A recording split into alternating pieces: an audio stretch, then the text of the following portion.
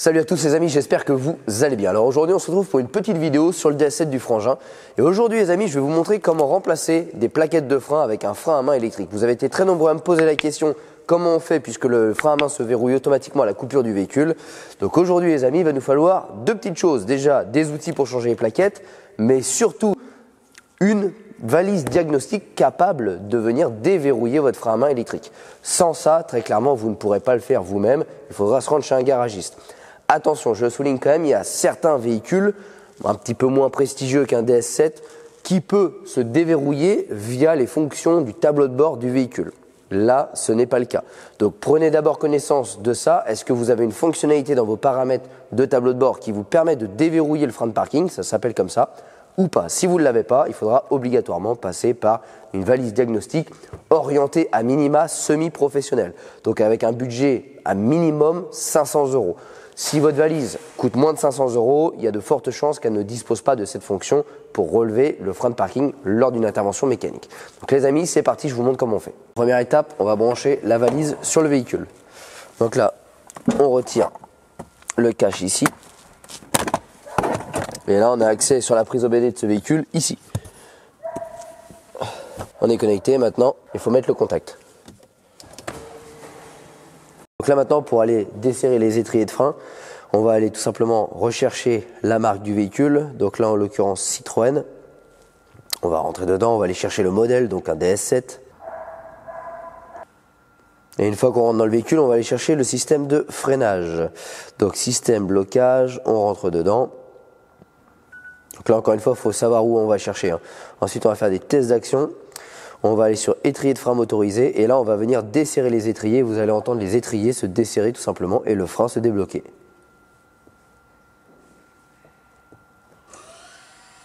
Voilà, donc là, je ne sais pas si vous avez entendu à la caméra. Et donc là, maintenant, on devrait pouvoir vérifier. Et voilà, vous pouvez voir que la voiture, elle est défreinée. Donc là, les étriers de frein de parking sont débloqués. Donc ça, c'est obligatoire, sinon vous ne pourrez pas sortir vos plaquettes puisque tout simplement les mâchoires seront collées et donc les plaquettes, voire même les étriers, ne seront pas démontables sur le véhicule. Donc maintenant, on va pouvoir lever le véhicule et s'attaquer au démontage des freins.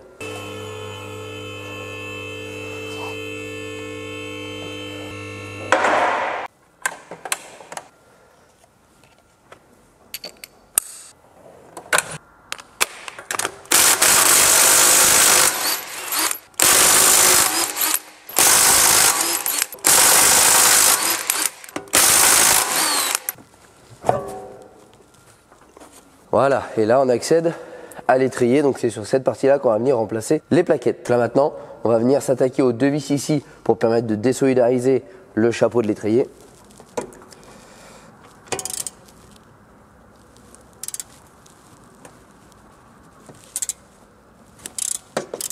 Donc là, ça va vraiment permettre de désolidariser toute la partie ici, qui va nous permettre d'accéder aux plaquettes qui se trouvent juste dessous. Et donc du coup, si on ne désactive pas le frein électrique qui se trouve ici, et ben en fait le disque ne va pas tourner, les plaquettes vont être serrées et on ne pourra jamais désolidariser cette partie-là. Donc parfois on peut juste désolidariser les deux vis et retirer uniquement celle du dessous et basculer le tout. Voilà.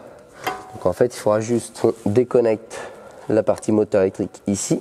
Donc là on désolidarise ça, on déconnecte la prise. Voilà. Donc là c'est la connexion au moteur électrique du frein de parking. Et là on peut basculer l'étrier comme ça. Là on a accès au piston qu'il va falloir repousser, donc on va en profiter pour le nettoyer et le graisser. Et du coup on accède à nos deux plaquettes qui se trouvent ici, donc juste dessous, qu'on va pouvoir également démonter. Voilà. Avant de venir poser nos plaquettes, il va falloir qu'on nettoie tout ça. Donc il va falloir qu'on nettoie les guides, il va falloir qu'on nettoie le piston et qu'on repousse le piston. Par habitude, avant de repousser le piston, j'ai toujours l'habitude de balancer un petit peu de WD-40 pour chasser un petit peu la potentielle humidité qu'on peut avoir sous le joint spi.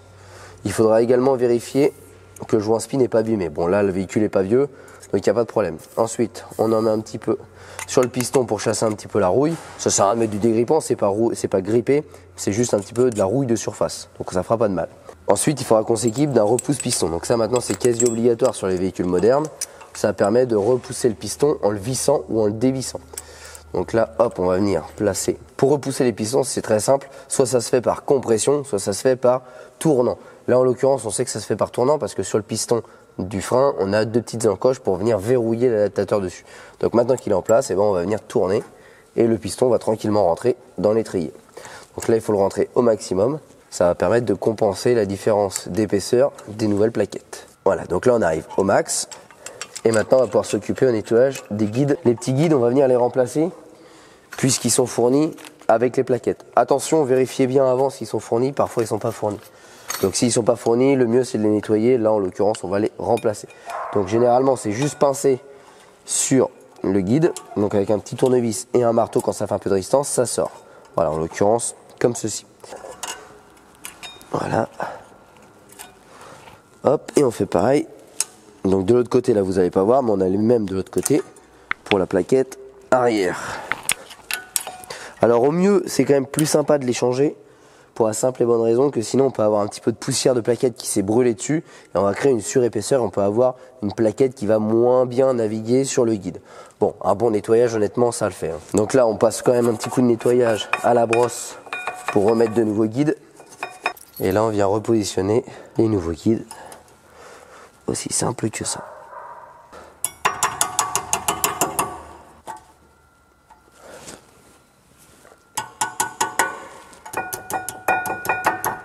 Voilà, donc là nos nouveaux guides sont posés. Maintenant on va pouvoir s'occuper de préparer les plaquettes. Bon, donc là c'est la première fois que je vois ça sur les plaquettes de frein. Je ne sais pas exactement à quoi ça sert, mais là on voit que sur les anciennes, on a un petit loquet, une petite plaque métallique qui vient se positionner dessus. Donc là on va reprendre les nouvelles plaquettes et on va les repositionner exactement pareil. Donc ça va être certainement un guide ou une butée. Honnêtement, je n'ai pas la réponse. Mais vu que ça y est, on va la remettre. Voilà, maintenant on peut graisser les guides sur l'étrier et remonter les plaquettes. Donc là, pour favoriser un petit peu le glissement des plaquettes, on peut toujours venir mettre une petite pointe, soit de graisse cuivrée ici, soit de la graisse céramique. L'avantage, c'est que c'est des graisses qui résistent aux hautes températures et qui ne vont pas se liquéfier et venir après sur les freins. Donc on n'en met pas 3 tonnes, hein, juste une petite noisette, ça suffit largement. C'est pour éviter le grippage ou du moins le couinement parfois des plaquettes sur les guides. Voilà. Ensuite, on vient repositionner la plaquette dans son petit guide. Et voilà. Et vous voyez, en fait, le fait de lubrifier un petit peu ces guides permet à la plaquette de naviguer absolument sans forcer. Alors bien évidemment, il ne faudra pas mettre autre chose que de la graisse, soit céramique, soit cuivrée, parce que sinon les freins montent très vite en température et la température va liquéfier votre graisse et votre graisse va se retrouver sur vos disques ou sur vos plaquettes. Et là, attention, vous allez dégrader fortement, voire supprimer l'efficacité de votre freinage. Donc là maintenant qu'on a remonté nos plaquettes, on va pouvoir tout simplement rebasculer notre étrier. Si on a correctement repoussé le piston, ça devrait passer par-dessus les plaquettes sans aucun problème. Avant de terminer le remontage, il faudra bien vérifier vos coulisseaux. Il faudra bien vérifier qu'elles coulissent correctement, sans point dur, sans résistance. Il faudra également regarder un petit peu l'état du soufflet, puisque c'est le soufflet qui va empêcher la pluie et le sable de rentrer dedans, et cette partie-là est graissée. Si jamais le soufflet est abîmé, je vous conseille fortement de le remplacer. Et si jamais vous avez le moindre point dur ici, pensez à les démonter et à mettre de la graisse. Là, le véhicule est assez récent, donc clairement, il n'y a pas besoin, mais c'est un petit conseil que je vous donne. Si on a correctement repoussé le piston, ça devrait correctement passer sur les plaquettes. En l'occurrence, c'est le cas. Si vous n'arrivez pas à le repasser, c'est que votre piston n'est pas à son maximum. Dans ces cas-là, revoyez la première étape de repousser le piston. Donc là, on remonte tout ça et on va venir resserrer avec nos 2 vis. On en profite, là, les vis sont fournies avec. On remplace les vis par des vis neuves. Le frein filet est toujours posé, du moins en grande majorité, sur les vis neuves. Donc vous n'avez pas besoin d'en rajouter. On termine le serrage. Et la dernière petite étape, on a un petit peu de gras qui a coulé tout à l'heure quand on a dégrippé un petit peu le piston. Donc on prend du nettoyant frein et on vient nettoyer partout où potentiellement on aurait mis du gras.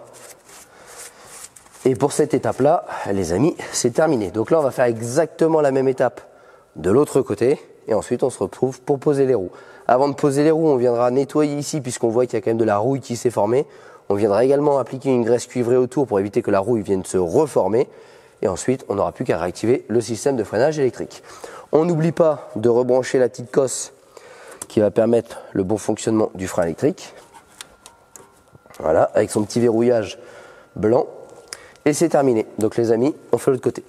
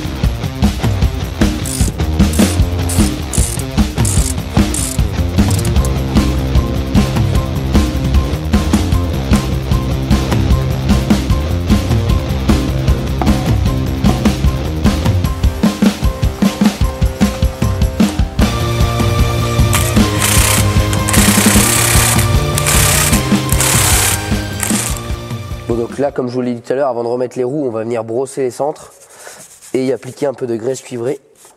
Parce que là, ça rouille. Donc ça, c'est un véhicule qui roule beaucoup dans l'Est. Et je pense que le sel des routes fait que ça a attaqué pas mal. Là, encore une fois, on appliquera uniquement de la graisse cuivrée ou de la graisse céramique. Donc, c'est-à-dire des graisses qui résistent à des très hautes températures. Si vous êtes plutôt sur une voiture de sport, pensez plutôt à de la graisse céramique. Sur des voitures de monsieur tout le monde qui font de la route, ça chauffe pas assez. La graisse cuivrée suffira amplement. Donc, je rappelle, tous les produits qu'on a utilisés seront disponibles en description de la vidéo. Et ce sont des produits qu'on a validés, qui sont disponibles sur notre boutique officielle www.mylittlegarage.fr.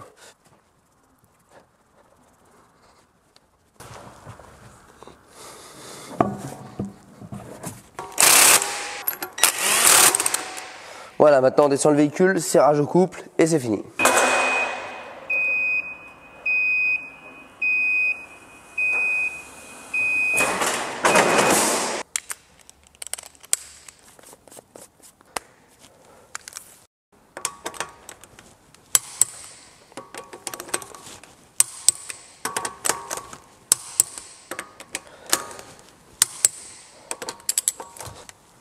Bon, maintenant qu'on a terminé la partie mécanique, il ne faut surtout pas oublier de réactiver le frein de stationnement. Si on ne réactive pas le frein de stationnement, vous vous doutez bien qu'au premier arrêt, votre voiture, vous n'allez pas vous en souvenir et elle va tout simplement dévaler la pente. Donc on refait exactement la même procédure et vous allez entendre le frein de parking se réactiver. Voilà, donc là le frein de stationnement est réactivé. Si je contrôle en bougeant le véhicule, voilà, je vois bien que là, le véhicule est freiné. Donc les amis, l'opération est terminée. Ouais les amis, ça y est, ça s'achève pour ce petit tutoriel sur le remplacement des plaquettes de frein sur un frein à main dit électrique. Donc un verrouillage tout simplement électronique et pas à câble mécanique comme on a l'habitude de le faire. Donc vous voyez, c'est pas plus compliqué qu'un frein à main mécanique, puisqu'au lieu de desserrer le frein à main, on desserrera simplement un frein à main électrique. Le seul inconvénient, c'est qu'il faudra du nouveau matériel, c'est-à-dire une valise diagnostique qui coûte un petit peu malheureusement de l'argent. Donc on augmente le matériel nécessaire pour le faire, mais on n'augmente pas la difficulté. Donc les amis, j'espère que cette petite vidéo vous a plu, j'espère qu'elle pourra en aider nombreux d'entre vous. N'hésitez pas à nous rejoindre sur les réseaux sociaux, Facebook, Instagram, tous les liens sont en description de la vidéo. Je rappelle également que tous les produits qu'on a utilisés sont des produits validés disponibles sur notre boutique officielle www.mylittlegarage.fr. Les liens seront également en description de la vidéo. Pensez à vous abonner à la chaîne YouTube pour recevoir une notification pour les prochaines vidéos, que ce soit tutoriel, test produit ou plein d'autres choses. Allez les amis, je vous dis à très bientôt. Ciao.